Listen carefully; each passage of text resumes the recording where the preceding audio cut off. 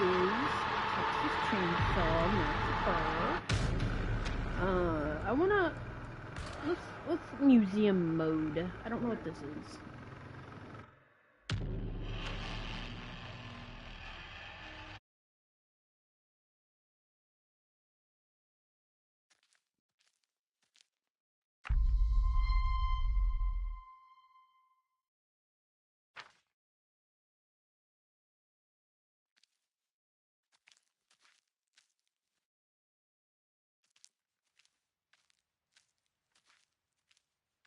Booty shorts. A lot of shots were set up on the fly during principal photography by Daniel Pearl and Toby Hooper. One such shot, that Hooper would years later call the best shot in the film, was no exception. No, I only That got shot, scared of course, because being the iconic shot yelled of Pam booty approaching the shorts family at me. house. Cinematographer Daniel Pearl was laying flat on a dolly with the camera tilted up. The goal of the shot was to make the house appear bigger and bigger in the frame as Pam approached it.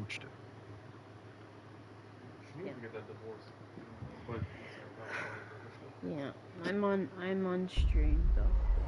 So. Look at it, booty shorts. A whole thing on booty shorts.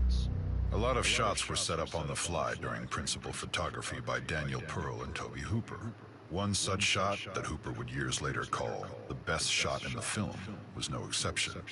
That shot, of course, being the iconic shot of Pam approaching the family house. Cinematographer Daniel Pearl was laying flat on a dolly with the camera tilted up. The goal of the shot was to make the house appear bigger and bigger in the frame as Pam approached it. We're learning about booty shorts. I don't... Okay, that's...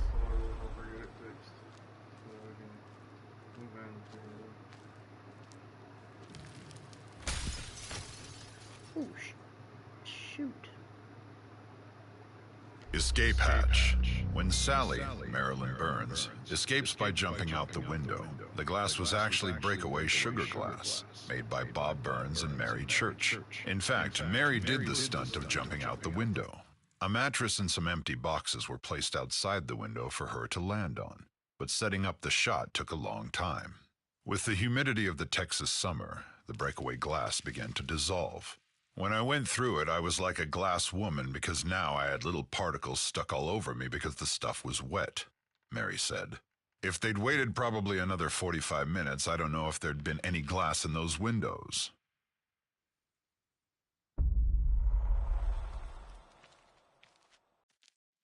Because that would look bad for me.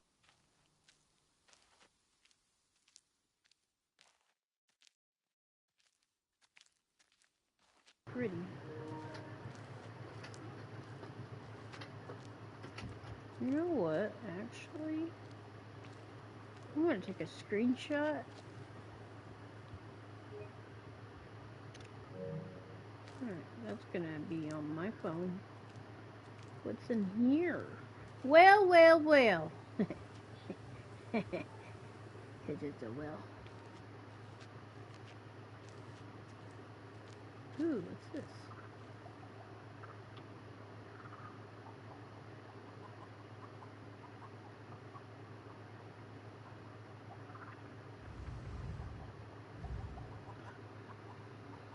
The cook's truck. Do I hear chickens? Okay, I'm gonna have to change that.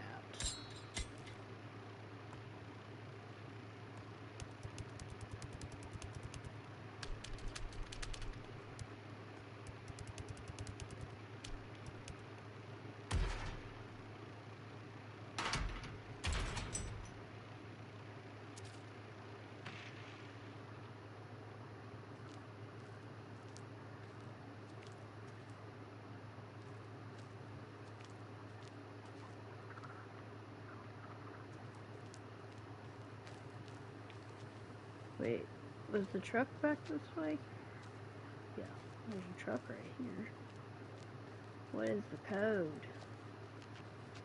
5468. 5468. Who do we appreciate? Uncle Bill. Uncle Bill. Sorry. Anyway.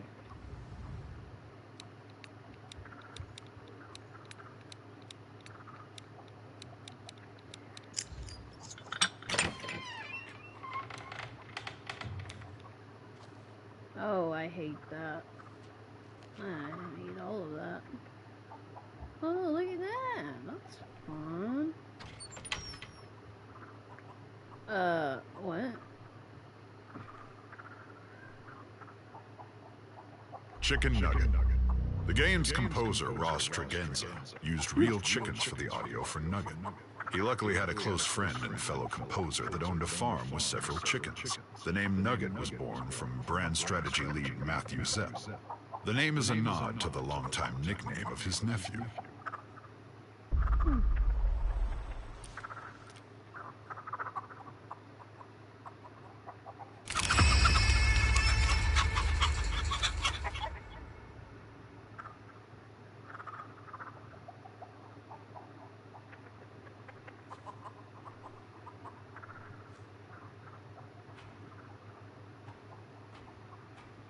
Ooh, I don't like that. So when you step on certain materials, it vibrates. I don't like it.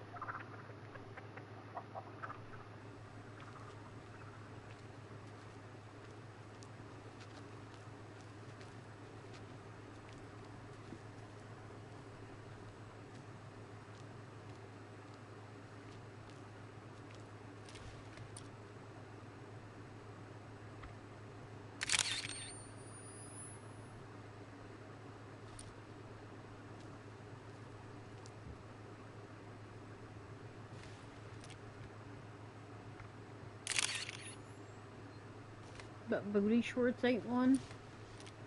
Oh, do I gotta... Oh, shoot.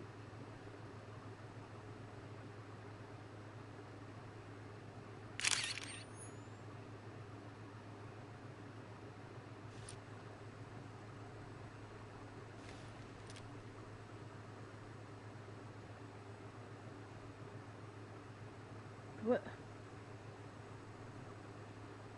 Or is this not one of them?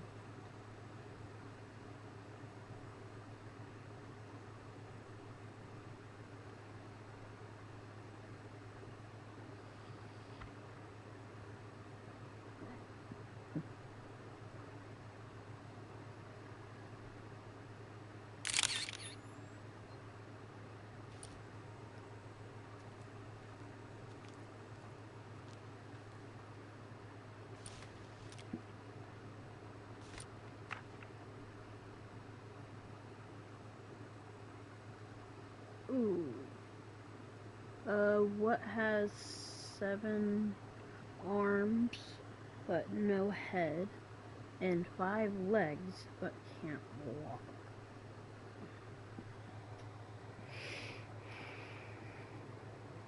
Seven arms.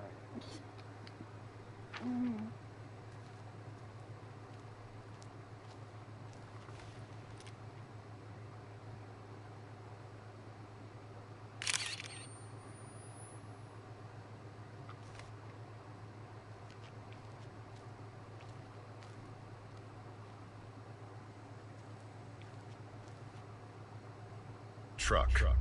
For the film, Gunnar Hansen found Leatherface's voice while driving in Austin, Texas. I remember exactly where I was. I had just turned south on Rio Grande from 19th Street, just south of the university. In a once elegant neighborhood of multi-story houses slowly being transformed into funky offices for lawyers and architects, from somewhere deep inside, I let out a piercing, agonizing howl. A big howl.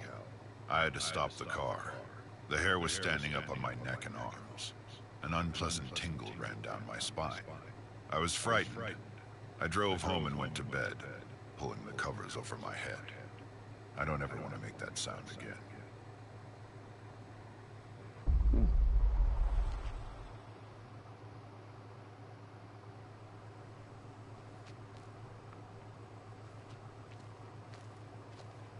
There's a beautiful game, though.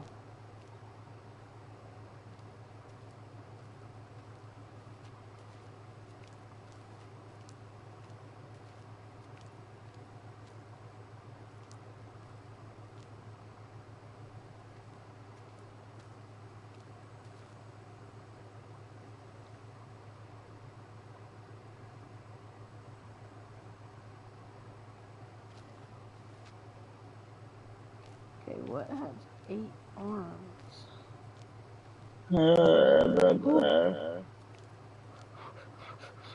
Oh, you scared the shit out of me.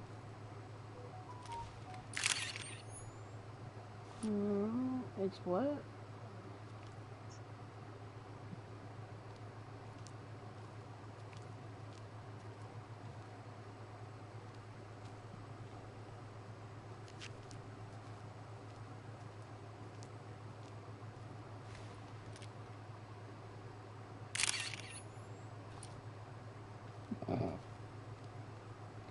I'm in the front field.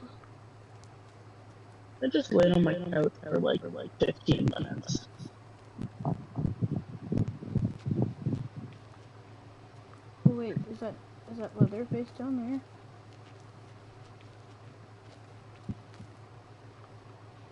there? Oh.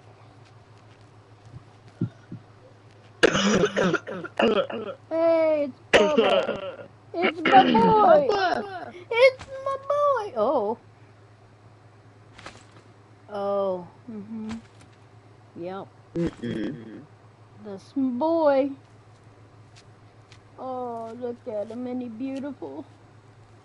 Whoa, why is he stacked? Brother. Look at... Hold up. Look at them cheeks. Look at them. You got good cheeks, bro.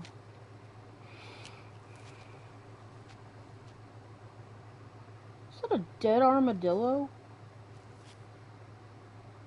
That's a dead armadillo. Okay. No. Okay. We gotta.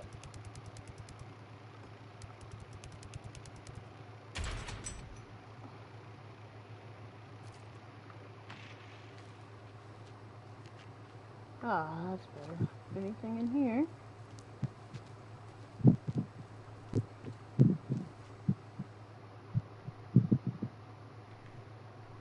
Stop and turn.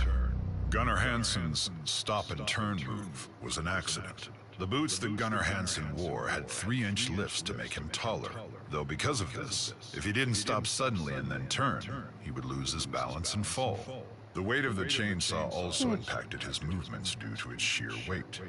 So after falling on the first tape, Gunnar stopped, turned, and one of Leatherface's signature moves was born. Kim Henkel would call it the Keystone move. The shot of his signature move was recreated in the unrated gameplay trailer of our game. Alright. I don't like that noise at all.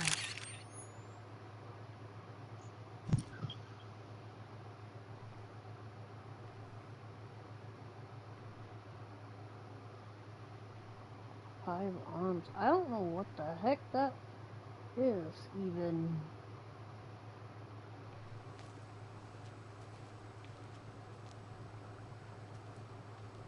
I'm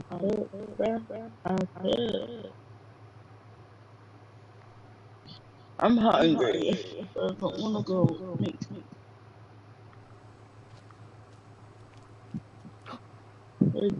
Bro, I can't even stand up, bro. To walk to the kid, like,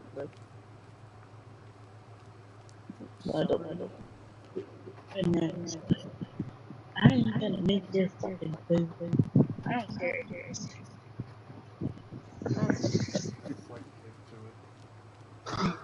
I'm live streaming, Zelda. That's okay. Thank you. Hi, Twitch. It's YouTube. Hi.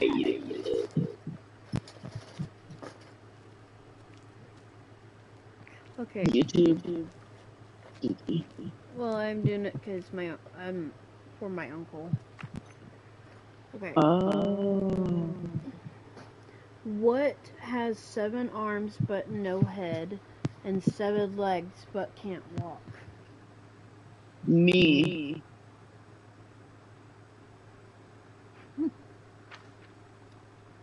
Wait, is this?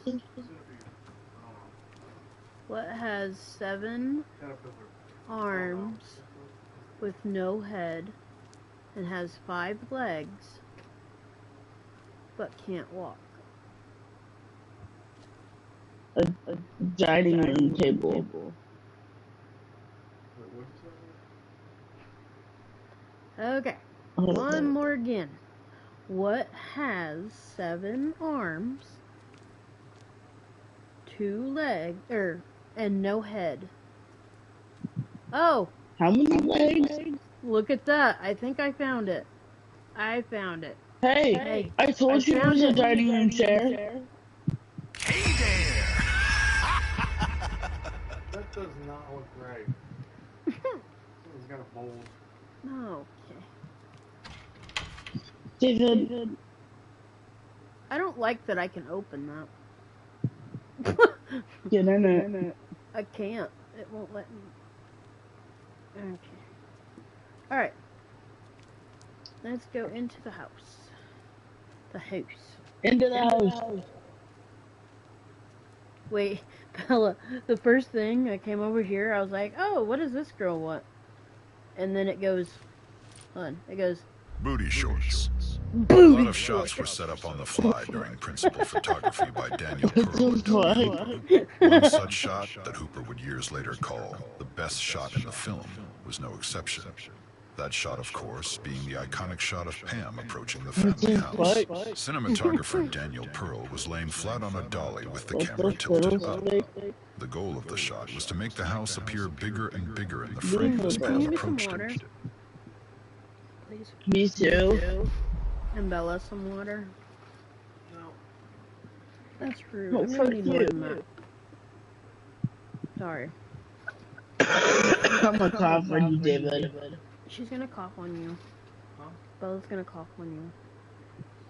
Cough on you. Until she stops eating gluten. Oh, damn. What did he say? He said you can have water. Okay, thank you. He said you can have water once you stop eating gluten. I haven't had gluten in like 2 I days. swear, if something pops out of me again, I'm going to kill myself. It's a little spicy. It's okay. I think it might be 5428. where the No, 5468. You're right.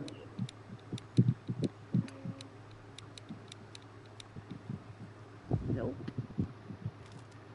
That's what something was. Or was it 4568? 4, 5, 6, 8. Who do we appreciate? 5, 4, 6, 8. Nope. Wait, they were. That lady scared me. Ma'am, do you need help? Escape hatch. When Sally, Marilyn Burns, escapes by jumping out the window, the glass was actually breakaway sugar glass She needs made some by milk. Bob Burns and Mary Church. In fact, Mary did the stunt of jumping out the window. A mattress and some empty boxes were placed outside the window for her to land on. I But fear I setting will up the get shot out took a cough up long a time. lung. With the humidity of the Texas summer, the breakaway glass began to dissolve. When I went through it, I was like a glass woman because now I had little particles stuck all over me because the stuff was wet. Tonight will Mary be the said, night if that I they'd waited will probably not another 45 minutes, forget. I don't know if there'd been any glass in those Oh, windows. it's gone. Alright, cool. Uh, Oh my god. this my room for real. Okay, hold up. Ah, it won't let me go in. Dang. Okay, where were those? Okay, so I think it was this way. We gotta go.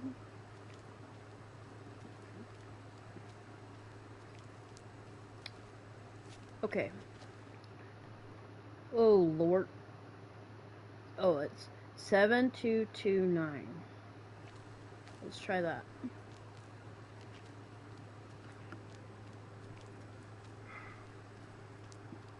What? That whole bullshit requested join crap. Oh shit, well, shoot. I mean, 7-2-2-9. 7, 2, 2, oh, 9. Let me in! 1963. Okay. 19... That's when the thing was made, right? Released? No. Check what year your plate, the plate, your license plate. This license plate? Yeah. We tried that one. Does it say the year? Yeah, 1963. Okay. We'll just continue. Maybe there's more stuff out here that I haven't found yet. Because I only went halfway. Why are there so many whales?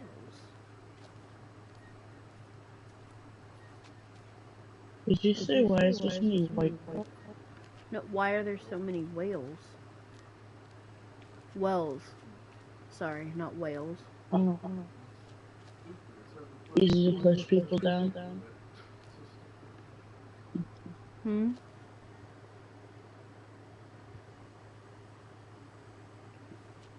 Oh yeah, I had to get... Wait. Is this somewhere to hide? Oh, probably. Okay. I'm getting dizzy. He's showing his ass cheeks off.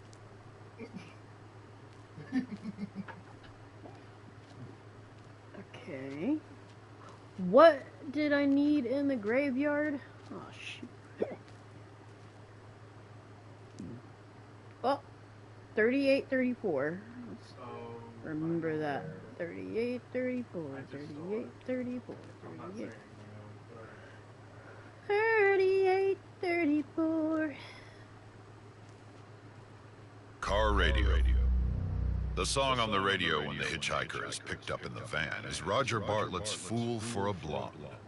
Bartlett has said that Toby Hooper chose the song because he thought the hitchhiker was a fool for Sally. Okay.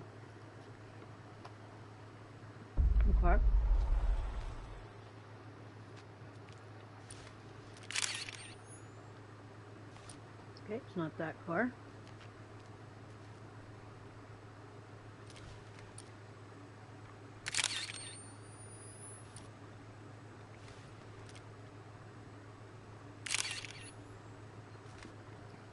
You don't have to.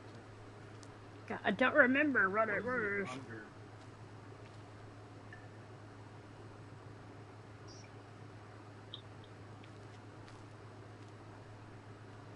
Oh.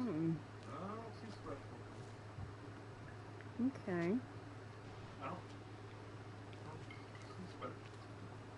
I don't like I can hear the bones clacking together. Cause like, can you hear it? Like if I just stand here? Oh, I hate it. Oh, I hate it. This is not good, Patrick. This is not good. Was it this one? The water would be nice.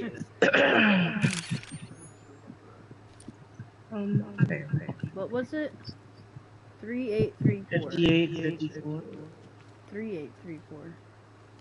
Oh, 30. Yeah, 38.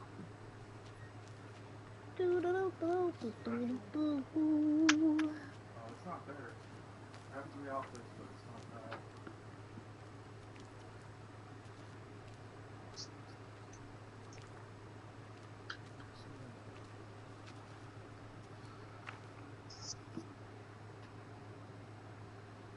Okay.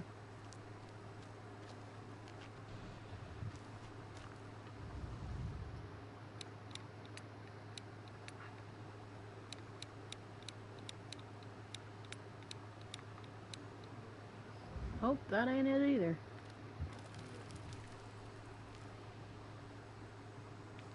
Have we tried 1, 2, 3? There's 4 of them though. Have we tried 1, 2, 3, 4? No. You should have tried 1, 2, 3. Okay. Let me take a picture of that. Oh, Okay. it just unlocked it just now. Motherfucker. My ship's delayed.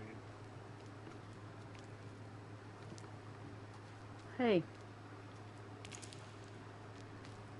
What's your language? What's your language? Watch your profanity. I'm kidding. Oh my god, there's sunflowers! Oh. There's a dead body in those.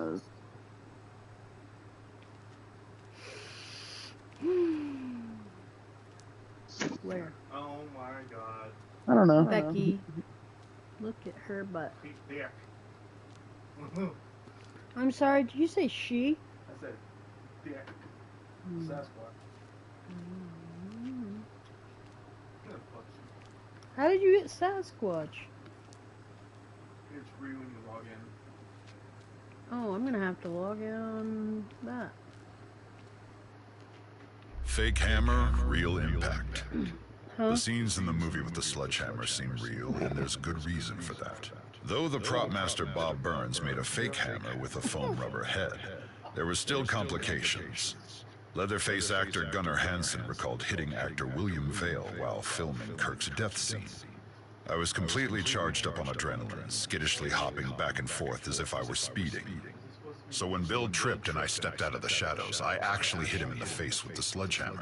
Oh, Fake or geez. not, it left its mark. In the pivotal dinner scene, actor Marilyn Burns, who played Sally, was actually struck and bled.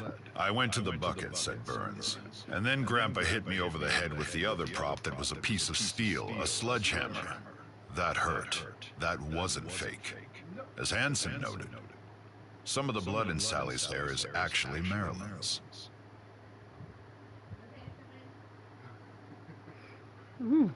Interesting.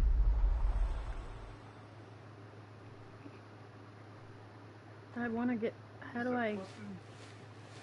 Oh, Bella! I found Crouch.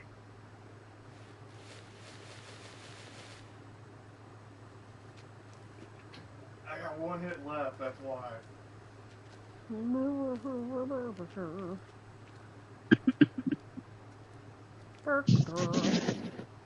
Okay. Oh, it's just so fucking sick. How did I get? This place is a freaking maze. Oh, I think that's the point. Stupid. I know. Big stupid.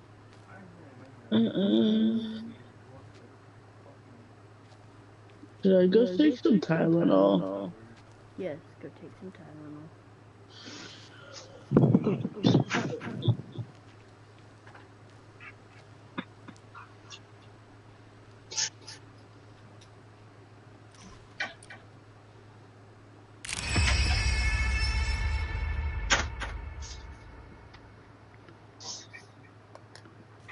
Okay.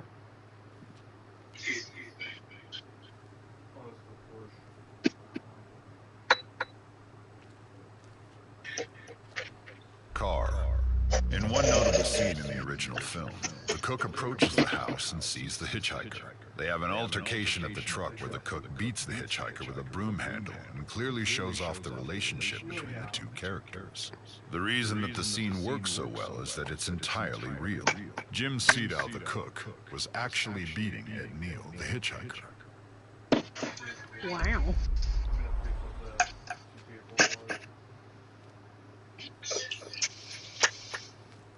I like these little tidbits about the movie. I don't know about you, but I like it.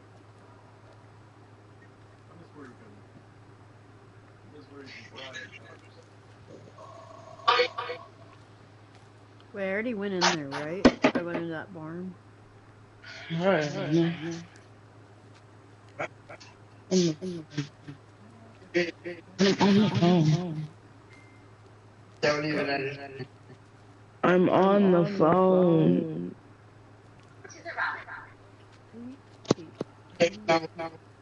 No, I took a Tylenol. What? I took a Tylenol. I need to take count. I took a Tylenol. I need you to take now. Oh, I was just asleep for 2 hours.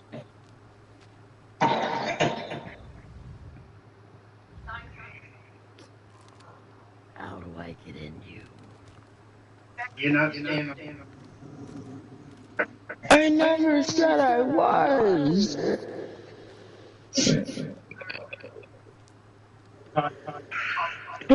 Feel good, man.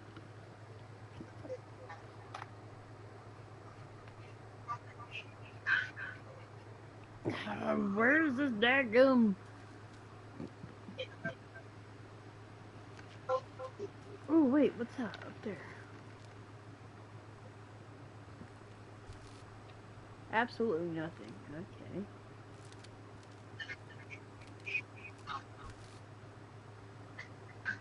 I don't like the creepiness. What? Excuse me, sir. The house is a sir, I'm assuming. Okay. Does he hold any answers? I don't even want this. What did I do again? Placed off 2 days ago. I know. Another fact. Honestly, I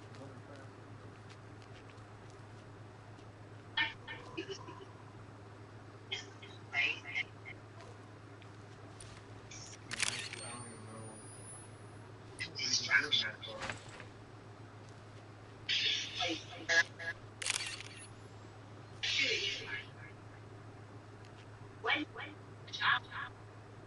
Fuck you, Dave. Yep. What? Who built this idiot? They should let shit die. Well, he The didn't opening steal shot. it. Stole his The way. armadillo in the opening shot of the film was an actual armadillo that production designer Robert Burns found on the side of the road and taxidermied himself. According to Robert Burns, the original said script it. called for a shot of a They dead should let it dog on die. the side of the road, and then the camera would pan to the Well, they green never van. said fuck you. After further thought, Toby Hooper felt the dog was Because too I'm a terrible domesticated to wife. show in that light and deemed it too horrible for audiences. Mm-hmm. This is when an armadillo was decided to be their best bet, as it fit as a symbol for Texas. Robert Burns then found a dead armadillo on the side of the road and took it home himself to taxidermy the animal. This is how the opening shot of the film was born.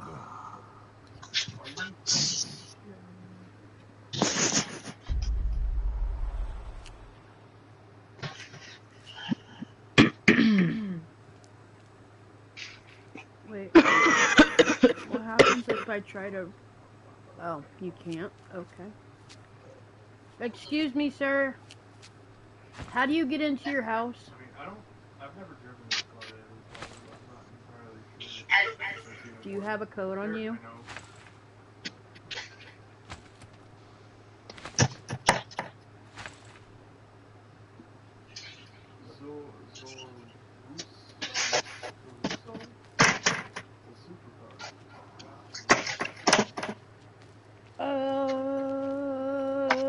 Texas.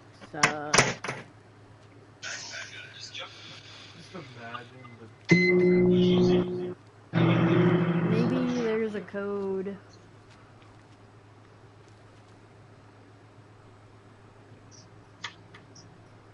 Yes. I don't know what other code, where a code could be. You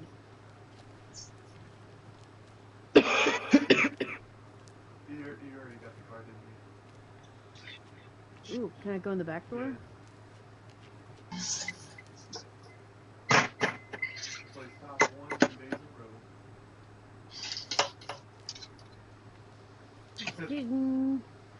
Nookie nookie! I mean, you could sell it and then Some of them play that. 9. Ow! When'd you get it, Carrot?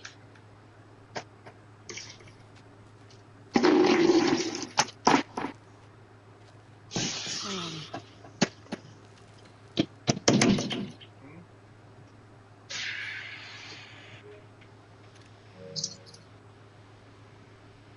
you get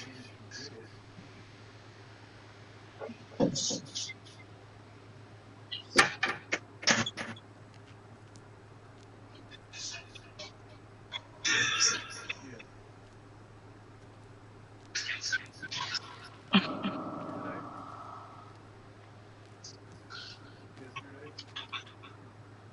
Today? Yesterday? Today? God. You should look first. Always look before you look.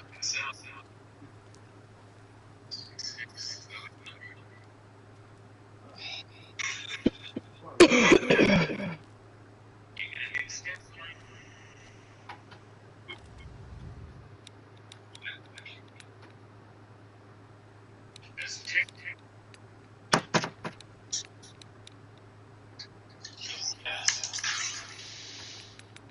Not something you want to hear?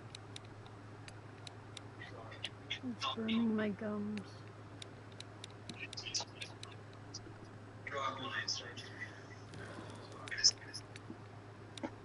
I added a little bit of pepper. I just think pepper would be the issue. It might be weed though.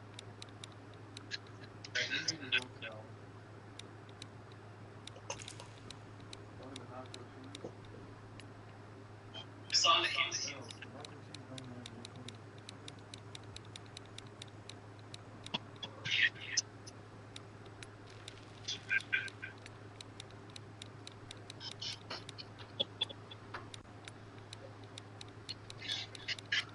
We're gonna be here for a while.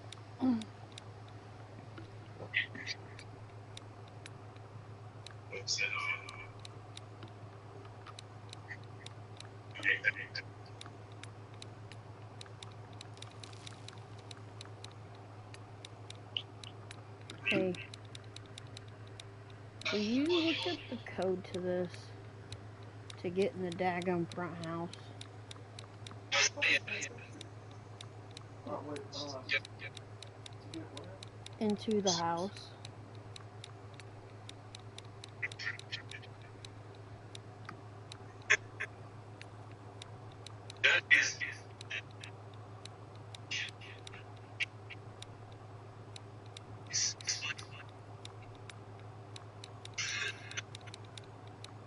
Nineteen 1973. $1973.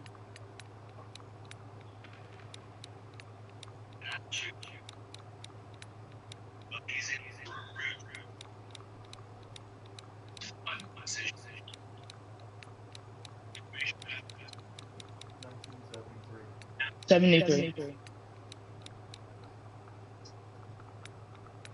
No? Okay, then it's probably What? 312. You're probably getting into the basement, aren't you? No, this is the front door. No?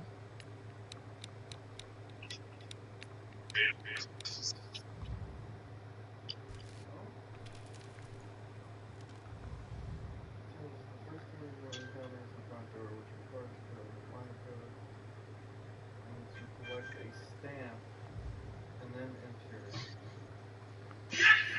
Oh my god, so I gotta do. Okay, so I have to take pictures of everything. It says when you do the stamp.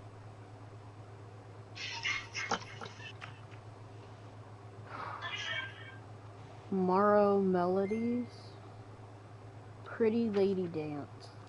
The fuck is a Pretty Lady Dance?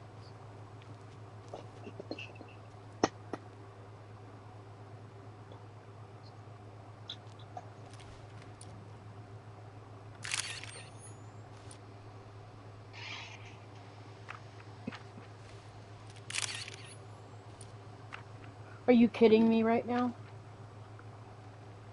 Fella, I had the stupid thing with me the whole time. Mm-mm. It's right there. Okay. Going to the cars. No, I am not. I'm going to the cars. I need what? Oh. I need Pretty Lady Dance. Or no. Morrow Melodies. What the fridge is that? It's the wind chime. Oh yeah, you're So what are we smart, doing? Bella. What? Cause as in like phone. Ew, I hate it. Okay. And Pretty Girl Dance Exterior. So where is Sunflower Never had this. Fields? I get my it makes me Car deliver with the van. Graveyard. Okay. Exterior. Unless you don't have the van.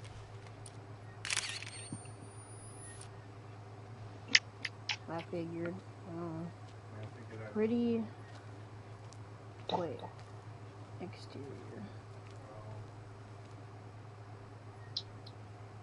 most of the time I get the van. Is it not?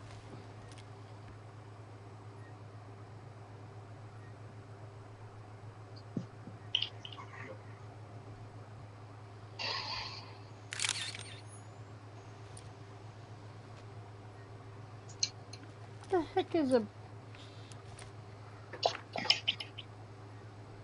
Pretty Lady Dance? What the hell is that? Don't see any ladies. Imagine Josh was wearing a suit. I like it.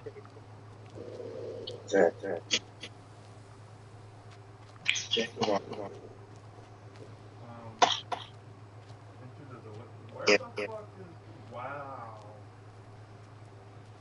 If you want to get in, I'll take you with me. That's what I was saying.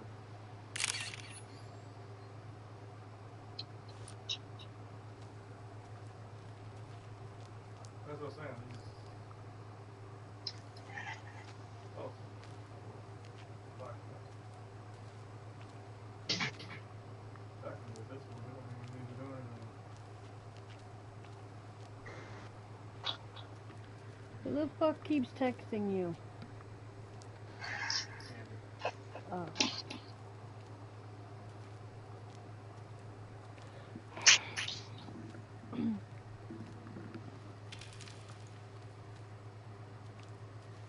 Pretty Lady Dance.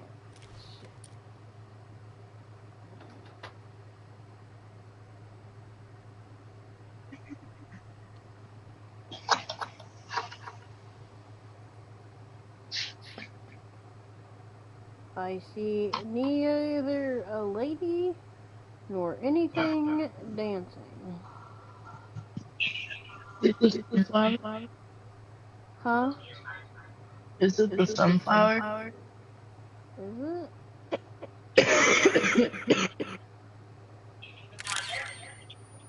No. No.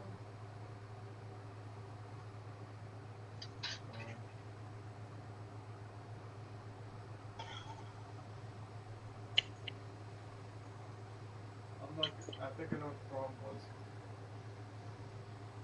We just took a bite into black pepper. I'm not gonna use their thing anymore. Peppercorn. Sorry.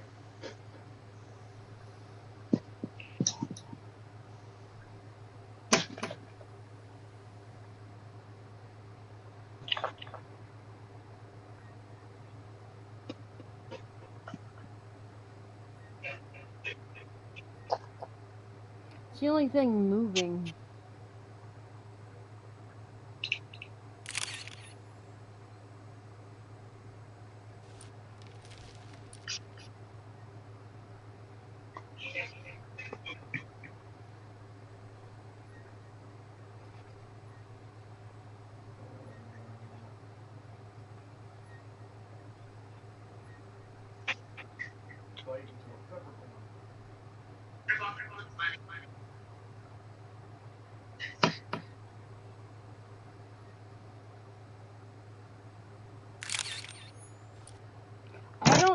it is, Bella. It took from his personal.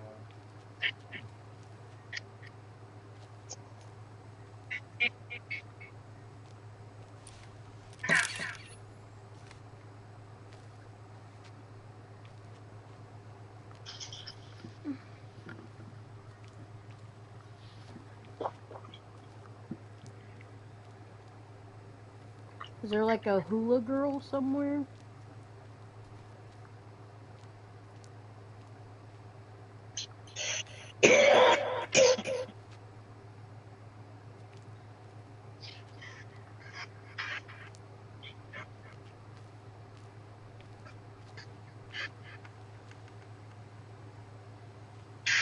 Go down the driveway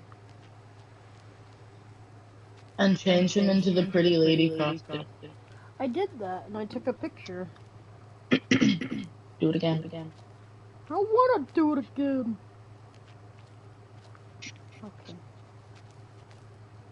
If you say snow.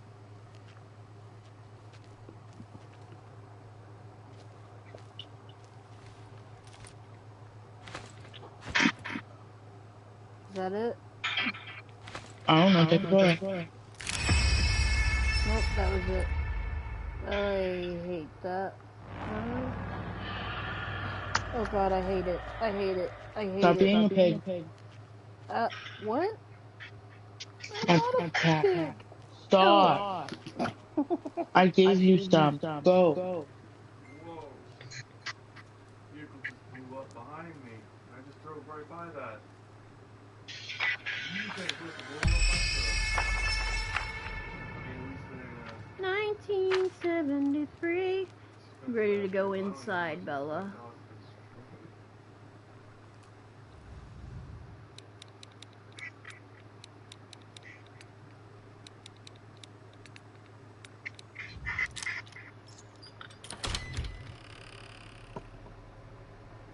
Oh my gosh. Oh, I just put right next to one. Holy shit, there's another one. There's two back to back.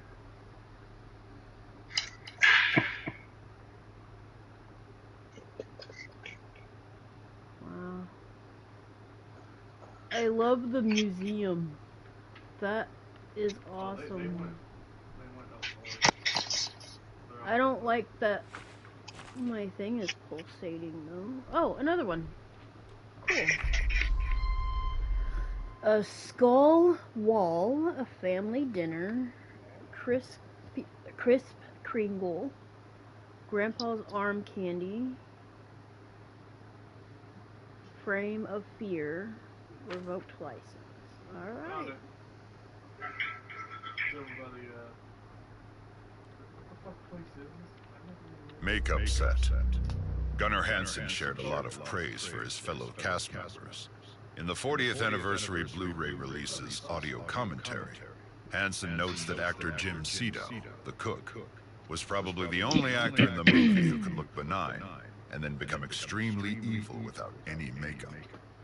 Interesting. Wait, oh shit, Eddie's in. I forgot that he was still in Damn. it. Oh shit! That one. Oh, I'm glad I break that shit. Oh Damn my it. god. You know what? 50,000?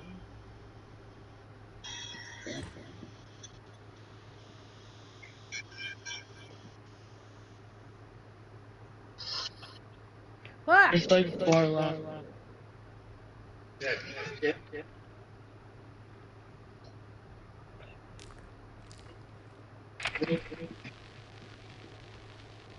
What? I have the fries bag. Oh, I was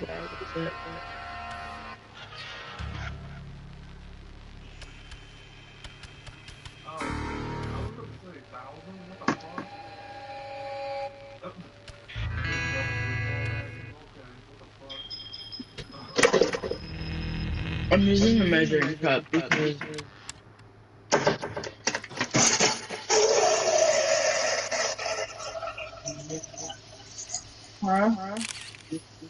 measuring cup. It feels stuff.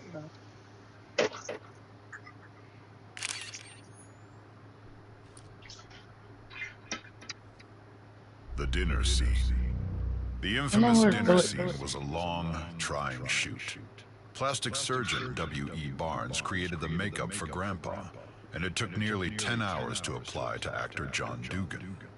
A lot of pieces and parts went into creating Grandpa's look. But because they were down to their last set of makeup parts, the crew had to shoot every scene involving Grandpa all in one day. The grueling shoot was one of the hottest days of the production, with temperatures over 100 degrees. The set windows were blacked out with black plastic and house filled with cameras and lights that reached as high as 120 degrees inside. Because of the extreme heat on set, the food at the dinner table started to rot. The smell on set was ghastly for the entire cast and crew. All of the bones on the set were real, and combined with the lights that made them burn, released an unbearable smell. The combination of the stench with the extreme heat made a lot of the crew sick, and they take frequent trips outside to throw up. In the end, the brutal set brought a real rawness to the film. The shoot in total lasted nearly 32 hours for some of the crew. Wow. All the bones.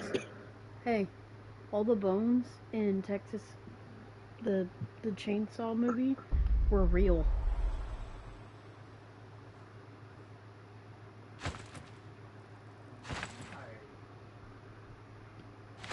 To make it authentic, I guess. Were they ethically sourced? Psychopath right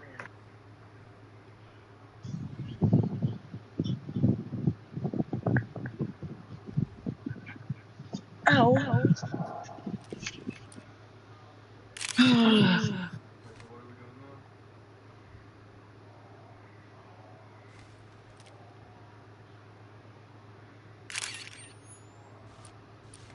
Oh, I think I got stuff to sell. I haven't even checked that in a long time, so it's probably already full. Holy shit. Oh, I guess I have to. Skin lampshades. Why was the film marketed as being based on true events? According to Kim Henkel, the film's marketing of being based on true events evolved over production. The famous crawl, for instance, was implemented to mark the story as an historical event that was more captivating, but wasn't meant to be taken seriously. Another inspiration for the story were tales Tobe Hooper was told by his family as a young child. They told him stories of a killer from Wisconsin that would use human skin for lampshades. This Wisconsin killer was the infamous Ed Gein. Ed Gein! Okay, so I need to find items.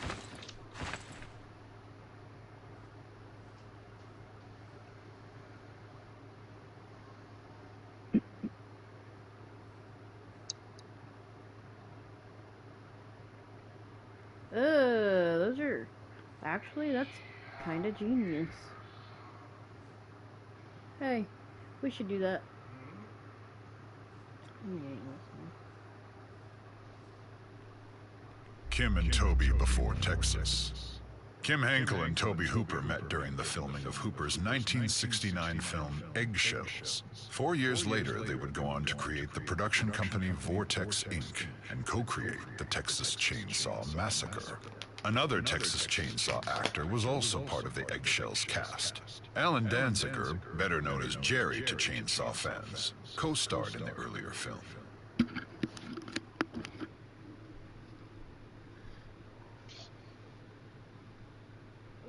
Hold up.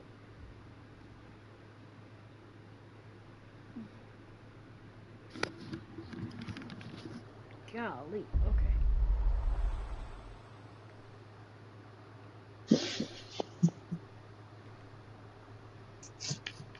Gallows meat hook. After speaking with the MPAA and because of effect limitations, Tobe Hooper and Kim Henkel made the decision to do the meat hooking scene without blood or gore. Production assistant Dorothy Pearl created a harness with a saddle that Terry McMinn, Pam, could wear. It was completed with nude stockings that crisscrossed the actress's body in the front and the back. The longest McMinn could hang on the hook with the harness was about 1 minute. Dorothy Pearl had to design the harness with the female anatomy in mind because all the weight was being distributed to the actress's lower region. According to the film's screenwriter Kim Henkel, one of the inspirations for the infamous meat hook scene was a scene in the 1931 film Frankenstein. Huh. He really cut her. According to Gunnar Hansen, he really cut Marilyn Burns' finger in the infamous grandpa feeding scene. The prop knife, designed to pump out fake blood, wouldn't work after several takes.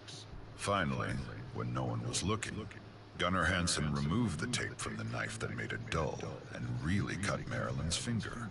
Knowing this, that would mean that actor John Dugan, Grandpa, sucked on the actual blood of Marilyn Burns. Ew. Hate that. Okay. Chris Kringle. Oh, Lord. Possible titles. The Texas Chainsaw Massacre wasn't the first or even second title of the film. The first two working titles were Head Cheese and Leatherface. Head Cheese was the first working title of the film, though, for most of principal photography. Leatherface was the working title until late into production, when it was finally given the official title of The Texas Chainsaw Massacre. Kim Henkel and Tobe Hooper intended for the title to be spelled Chainsaw, but once the press were sent information on the film, and when the original poster was produced, the spelling got twisted into Chainsaw. Oh, yeah. Oh, I didn't expect for that, but okay. Cheap Thrills. Screenwriter Kim Henkel has said that one of the reasons he and Tobe Hooper wanted to make a horror film was their limited budget. If you have relatively little money, what are your possibilities? Henkel says. The clear answer was some sort of genre piece. Horror was the easiest because we felt that we didn't have to have any names in the cast. Production values weren't nearly so important as in some other realms, so it became the natural choice. Interesting.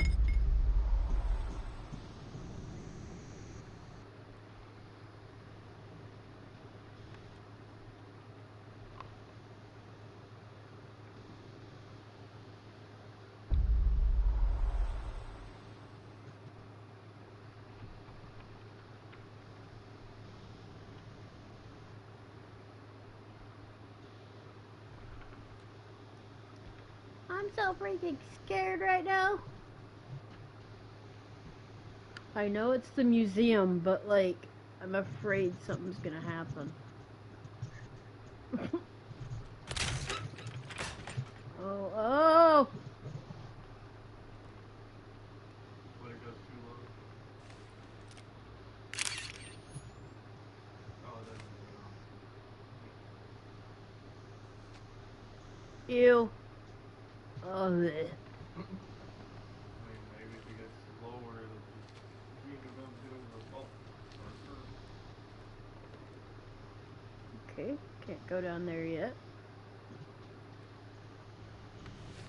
Where's that button? Oh, I found the duck button.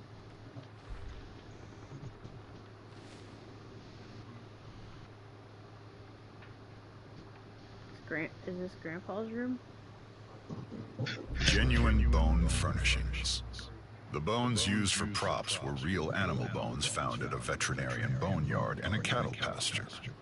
Art director Robert Burns led the charge of designing most of the bone props, like furniture and light fixtures.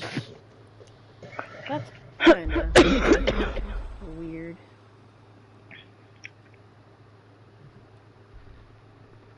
Scaring a child. In the original movie shoot, the caterer, Sally Nicolau, was married to the location sound recordist, Ted Nicolau. The day they shot the meat hook scene, Sally brought their then 3-year-old daughter, Karina, to set when she was delivering lunch. Unfortunately, little Karina saw Terry McMinn, Pam, on the meat hook and began crying and screaming. Her father recalled, "I was in the living room while we were shooting that scene, and she came running in and skidded to a stop and just went completely white. Started screaming and crying, and went running out of the house." Jeez. Why would you bring your 3-year-old child to a freaking horror movie set, you weirdos? Oh my god. Gotta teach them young. Thanks for the help, guys. Roku. Friend of Leatherface. Since both of her parents were working on the film, 3-year-old Karina Nicolau was often on set and struck up a friendship with Leatherface actor Gunnar Hansen. He recalled their interactions. She had never liked my Leatherface mask. She was sitting with me one day while I waited for a shot setup. When Dottie, makeup artist Dorothy J. Pearl, came to put on my mask, it horrified Karina. As soon as it covered my face, she started screaming. I had Dottie pull it off. See, I said, it's just me. She calmed down, but when I put the mask on again, she started screaming again. I realized she was too young to make the leap, to see my transformation from Gunnar to Leatherface, and understand that I was still under the mask. So I made sure she never saw me in the mask after that. At least until the unfortunate meat hook scene. These, I don't know about you, but I'm having a great time learning about the movie. Oh, yeah. Ashtray. Actors are paid varying amounts for their work in film. For his voiceover in the opening monologue of the film, John Larroquette was paid with a single joint. Recent reports, however, suggest that his rate has gone up. Wow. Preparing for the role. Hold on. Can you imagine being paid to act in a movie for just a joint? Jesus. Right? That's Preparing for the diabolical. role. To prepare for the role of Leatherface, Gunnar Hansen went to Austin State School, which was a 95-acre residential and training facility for adults with developmental disabilities. He was there several days to pick up the residents' mannerisms and how they walked and talked. It was important to Gunnar to portray the character authentically, without making a mockery of those who suffer from developmental disabilities.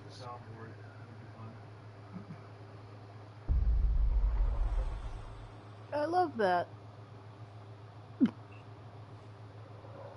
The apprehension angle. Gun Interactive's own Wes Keltner led the direction of music for the Texas Chainsaw Massacre game. One day, Wes was at home brainstorming, and in the background he had 2015's The Witch playing. He wasn't watching the film, but was more listening to it. The sounds and music in the film struck him as he was listening. He asked himself, what instruments are they using to make those unique sounds? It turned out, those sounds were created by an apprehension engine. Wes was able to track down Tony Dugan Smith, who makes roughly 6 of these instruments a year, and was informed that the apprehension engine took around 7 months to build. Wes then had the honor to have a meeting with film composer and creator of music for The Witch, Mark Corvin. It was at this meeting where Corvin said, "Forget everything you know about playing guitar and other instruments. Approach the apprehension engine like a child, and experience and discover." From there, the direction of sounds for the Texas Chainsaw Massacre game were born. Oh, interesting.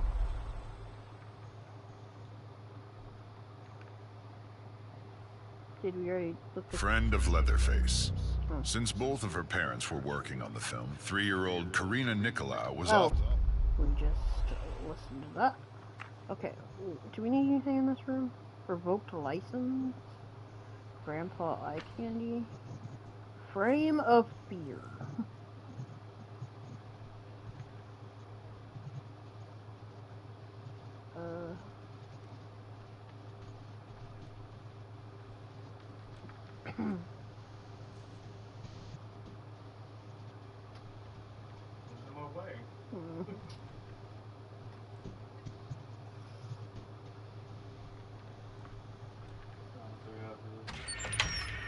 Oh, did you?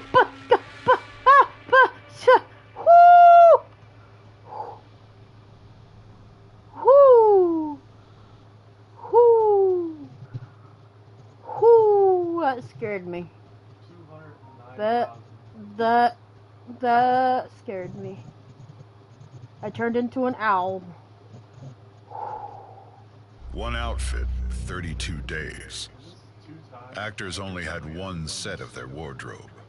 The actors had to wear the same clothing for the entire 32-day shoot, 12 to 16 hours a day, 7 days a week. For fear of fading or being damaged, they couldn't wash the clothes. So the actors wore the same clothes unwashed for 32 days straight, in 95 to 100-degree Texas heat. According to the crew, Gunnar Hansen stunk of body odor worse than anyone on set by the end of the shoot. Oh, I bet. Mine automatically fills up the Ooh. supplies. It's Ooh. yeah. I thought the other was gonna be dead. It's not fucking.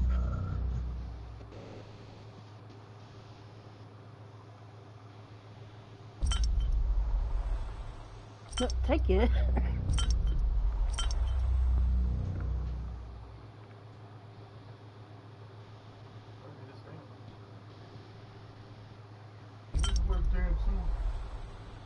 Okay, I'll have to come back for that. My car spawned on the other side, motherfucker.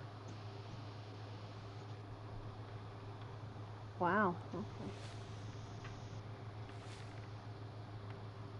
We're all supposed to leave the zoo.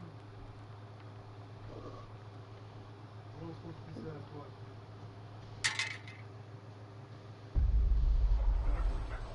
News of the day.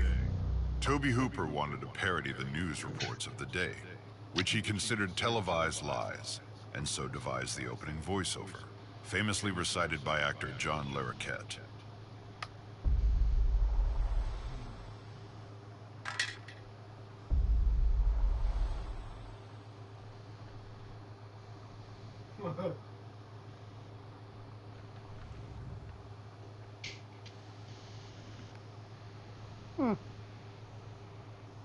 That makes no sense to me.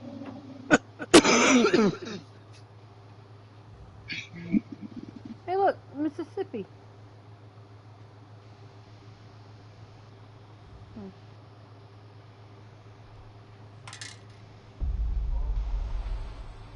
Family name.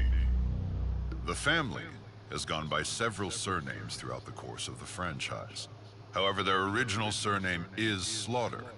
Though never spoken in the movie, it can be seen in faint letters on the sign above the gas station, W.E. Slaughter Barbecue. According to Gunnar Hansen, art director Bob Burns made the sign. He said that Tobe and Kim were mighty proud of coming up with We Slaughter. Ah, I like that.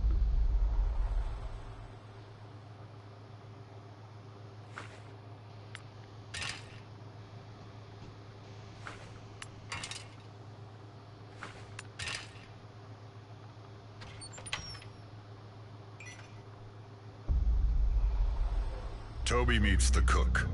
Director Tobe Hooper offered the part of the old man, the cook, to Jim Sedow after they worked together in the 1971 film The Wind Splitter.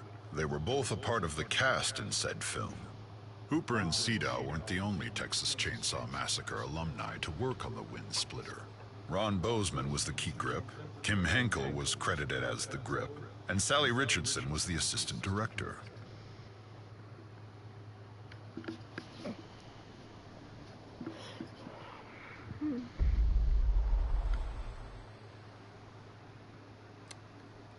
Well, Did you get the notification?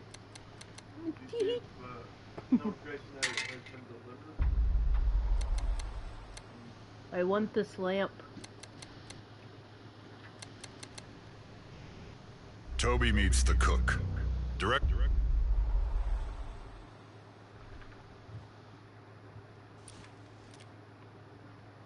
So that counts.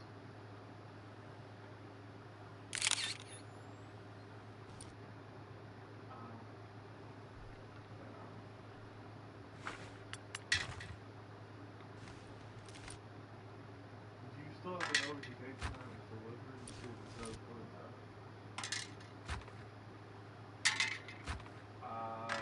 Probably in the text or the emails. On the phone.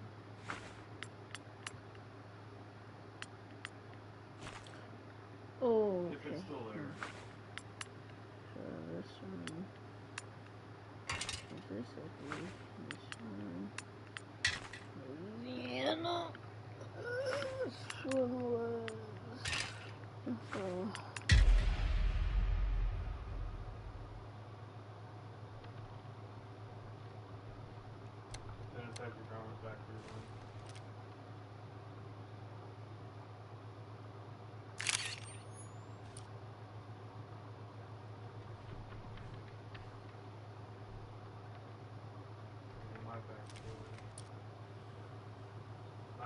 basement. Not your basement.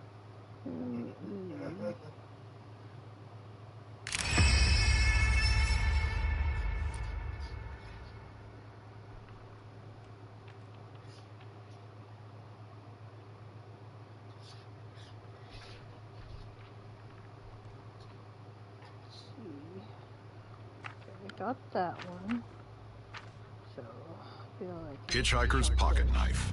This weapon is a nod to everyone's favorite unlikable character, Franklin, from the 1974 film. According to creative director Ronnie Hobbs and designer Rob Fox, they knew the likelihood of Franklin ever appearing in the video game was slim to none, so this was their way of including him as a small Easter egg. Sissy's straight razor. After Kim Henkel and creative director Ronnie Hobbs finished designing Sissy's look and backstory, the only question left was what type of weapon would she carry. According to Kim's secret catalog of character concepts, he always envisioned Sissy wielding some type of straight razor, a small, portable weapon that could stay hidden until just the right time. It's petite and deadly, just like Sissy. It fit her personality perfectly. So even though the hitchhiker carries it in the original 1974 film, it did in fact previously belong to Sissy. As far as what happened to her, or where Sissy is during the 1974 film, well, that's a story for another time.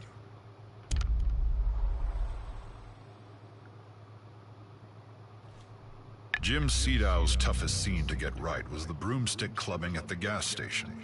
Since the prop was an actual wooden broom handle, he was afraid of hurting his fellow actor in the scene. After several takes of it looking fake, Sedow really struck his fellow actor in the final take. It was an exhausting shoot for everyone, but Marilyn Burns had it as bad as anyone on set.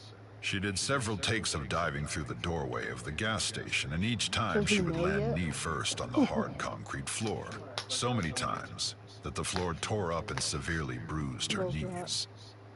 I love that. Oh,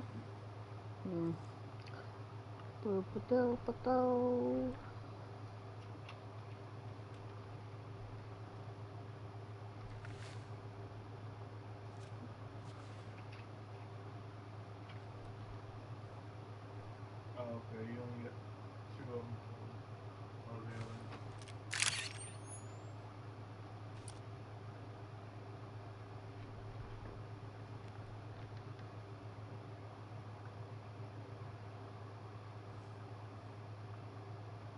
No living animals were harmed. Initially, art director Robert Burns wanted set pieces of real dead cats and dogs. The crew acquired dead animal carcasses from a veterinarian and actually tried to embalm them with formaldehyde. Makeup artist and production assistant Dorothy Pearl, at the time the wife of the film's cinematographer Daniel Pearl, was injecting a dead animal with formaldehyde when she accidentally injected into her own leg through the animal. Toby Hooper then ordered that the dead animal carcasses had to be thrown out. The crew poured gasoline to cremate them, but the stench from the smoke from the bonfire started to make its way into the family house and added to an already foul stench set. GTA Online live stream Road to 2K subs. All of them say that. It doesn't say what he's doing or anything, it just says road. That means he could be doing anything. And no one's gonna watch just anything. Yup. Okay. This is pretty cool. I like this. It's a museum of the set, and it tells you a bunch of stuff Hitchhiker's about camera. it. The make and model of the Hitchhiker's camera is a Polaroid automatic 230 land camera. It was manufactured and distributed from 1967 to 1969. This camera previously belonged to Maria Flores. The hitchhiker stole it after she was stalked and kidnapped by Johnny.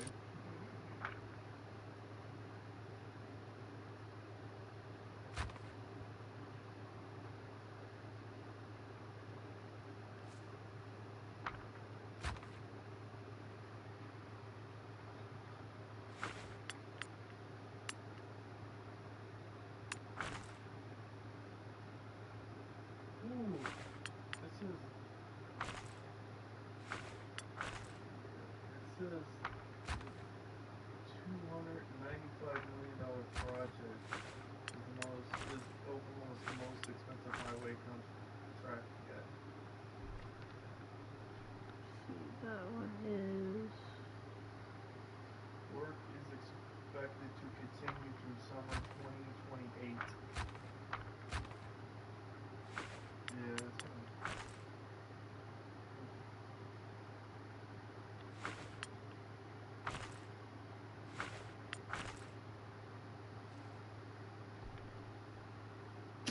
How does that go?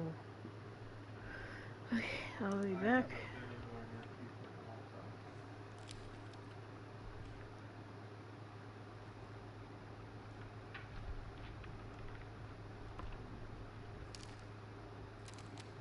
Okay, what was in the front room? Crisp Kringle.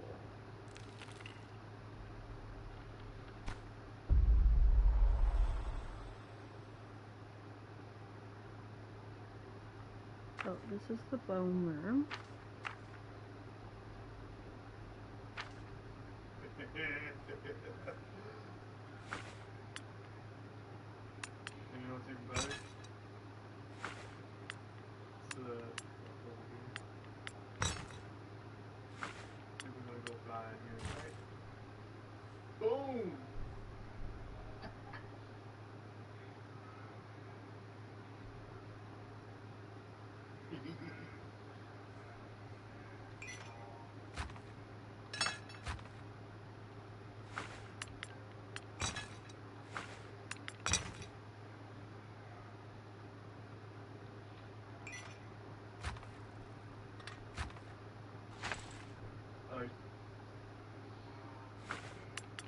You're talking about Twister.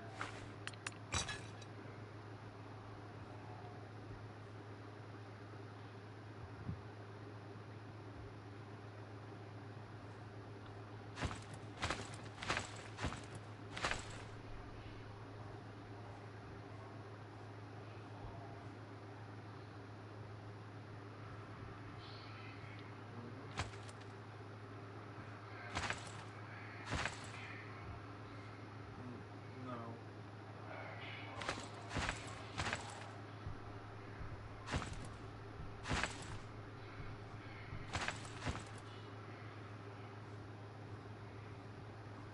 Yeah.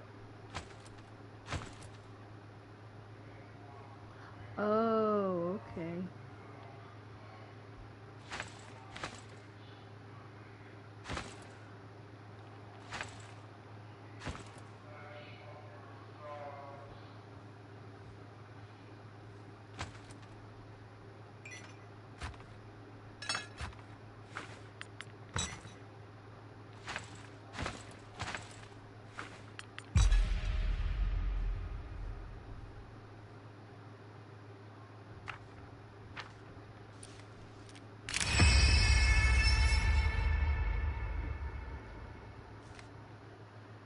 Okay, we got family dinner. Skull wall. Just sitting here driving in a circle.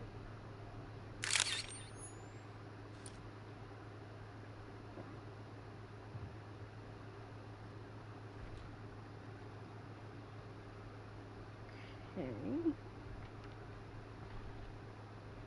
Straight out of the 70s, the game developers at Gun Interactive and Sumo Digital Nottingham sourced real physical 1970s catalogs for the victims' outfits. In addition, they also used a huge online collection of early 1970s yearbooks from Texas high schools and universities to help ensure authenticity. Well, that's cool. Curtain. Alan Danziger played Jerry, the van driver in the film. He prepared for his first on-camera meeting with Leatherface by being blindfolded. When the blindfold was removed for the initial take, he was so terrified that he ran out of the room.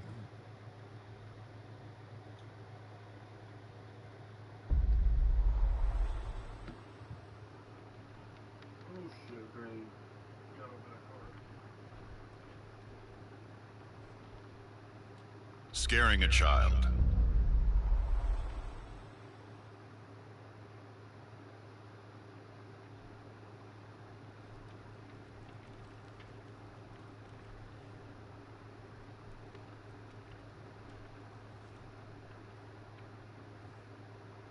Genuine. Crispy Kringle. Is it this?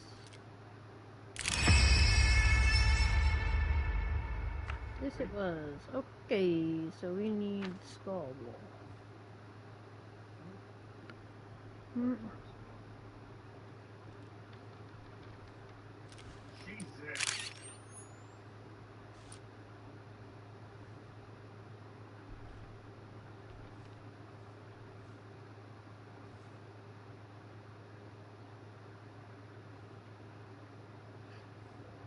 Holy shit!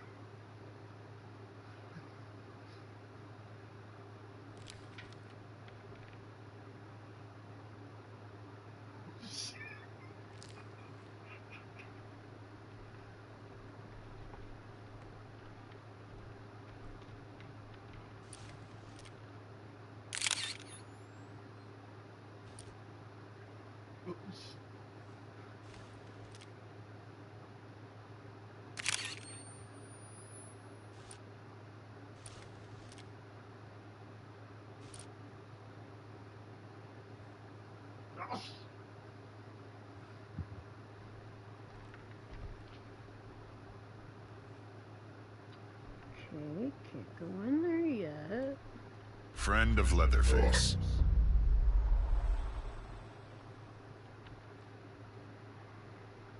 Well, at least he's going to be.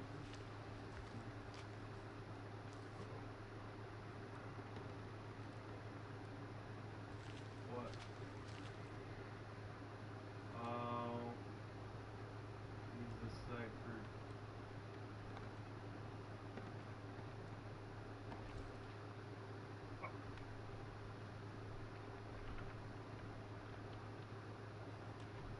Where was that actually? Oh,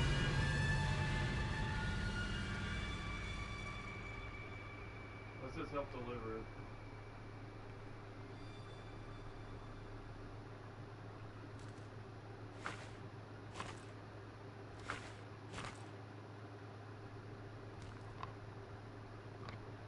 Where is this at? Oh, this is way the fuck over there. What? I could barely hear you.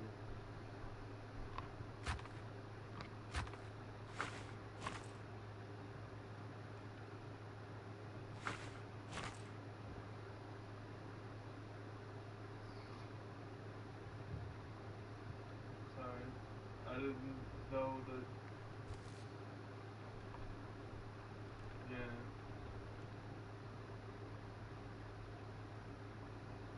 I didn't know anything until it happened.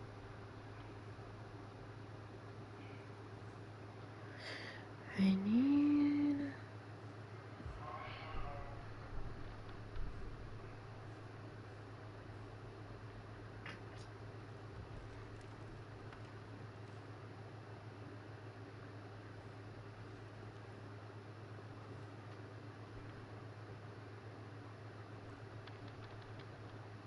Oh shit!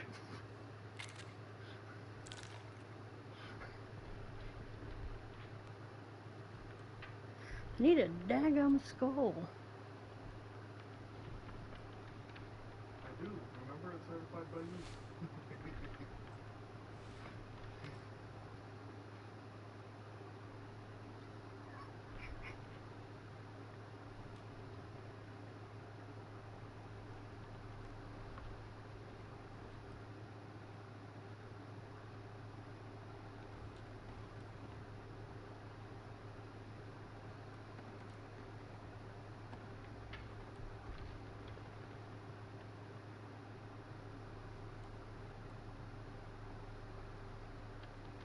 Jesus, fucking car.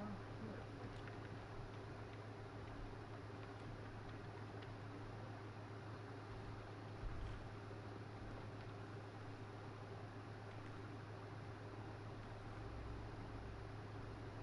You did have a head start. Blood spatter. One of the reasons that blood and gore are limited in the film is because Tobe Hooper and Kim Henkel felt that fear and intensity were more important. According to screenwriter Kim Henkel, he and Tobe Hooper reached out to the MPAA to discuss the guidelines to avoid getting slapped with an X rating. Apparently, the investors of the film were terrified that the film would get an X rating, so all these thoughts were front of mind during production. Ultimately, Hooper and Henkel's original vision of inflicting fear and intensity with the gore and blood implied worked to the film's benefit and made a bigger impact.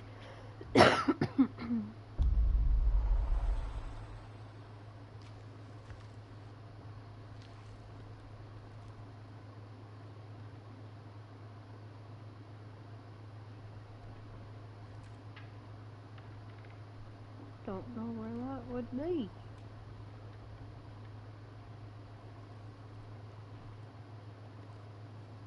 Oh sh!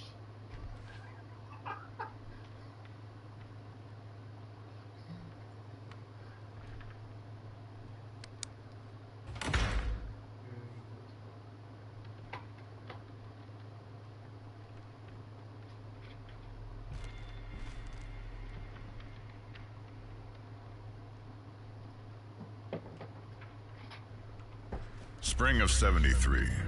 Kim Henkel and Tobe Hooper spent January and February of 1973 writing the script, but production moved on rather quickly after that. They were shooting the movie by summer of 1973.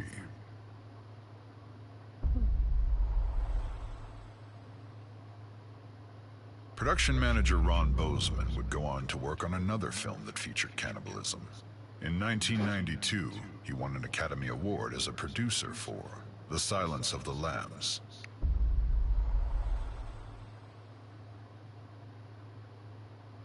Instead of trade.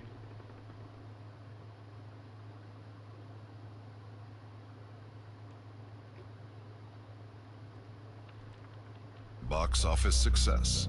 The Texas Chainsaw Massacre grossed over $30 million at the box office in North America and sold over 16 million tickets. With inflation, the film would have made over $150 million in box office earnings today. Why are you? Missions, I guess. Like the edition. You what?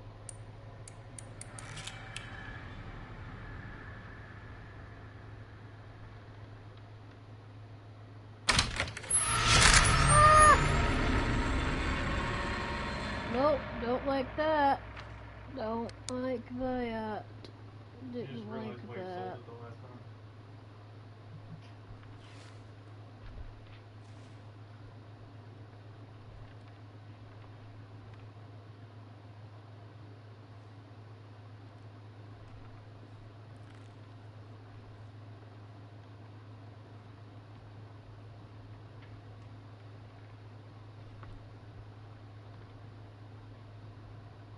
Where the heck is Grandpa's room?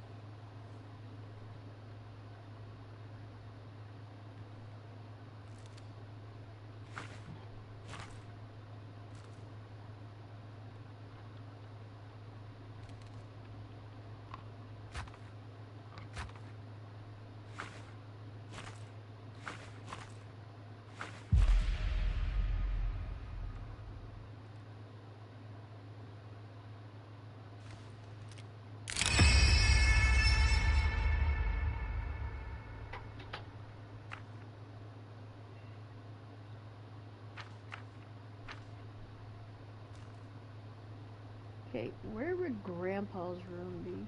Oh, gee. This is living rooms. Sitting room. Living room. The den.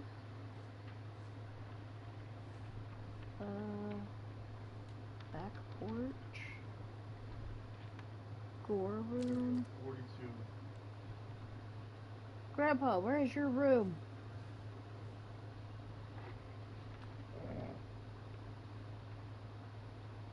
Grandpapa?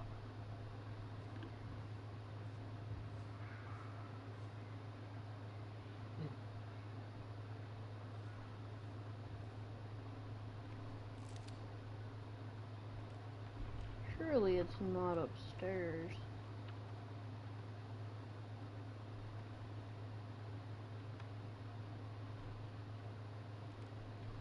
Oh, shit!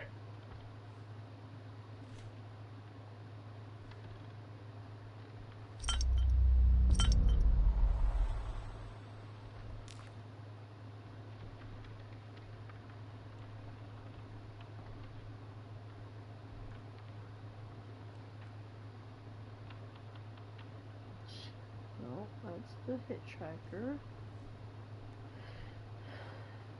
That's a bathroom. Was there anything else in here, actually? No. Okay. Okay.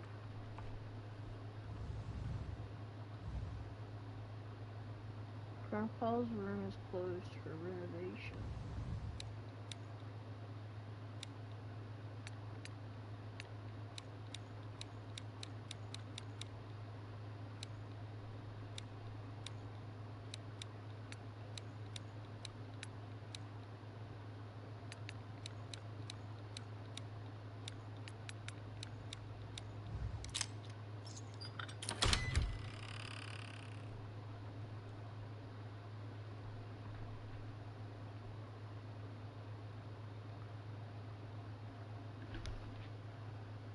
Grandma's rocking chair.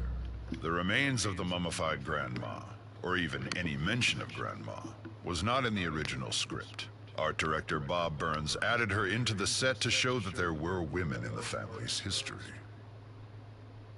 Oh, okay. 2 days. You're gonna get first place. That's it.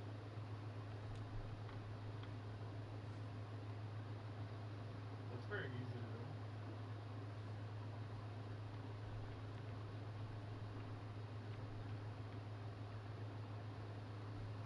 Not that great of a thing.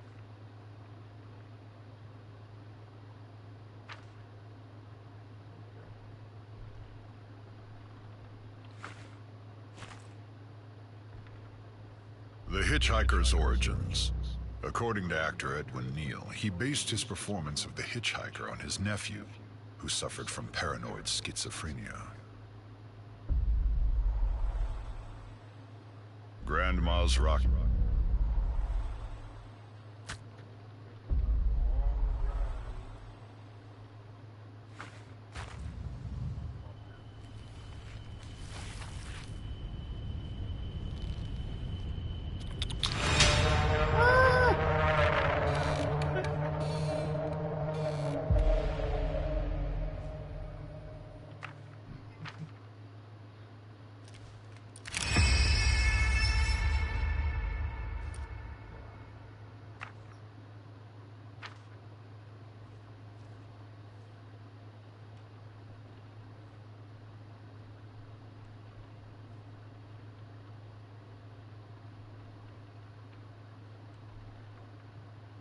you finish your lunch after this?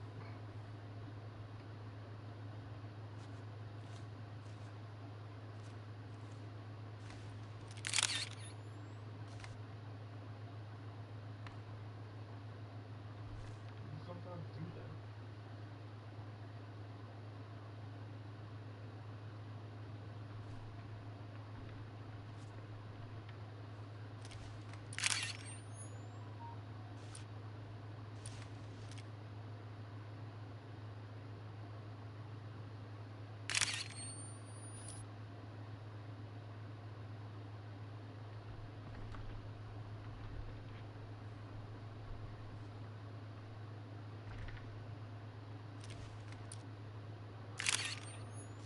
Two drivers.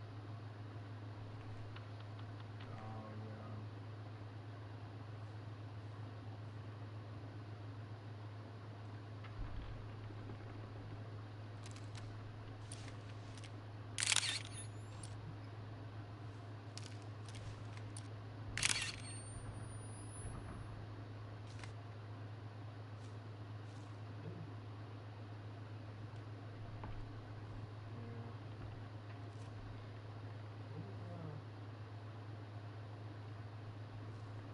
Oh, okay, I'll be right back.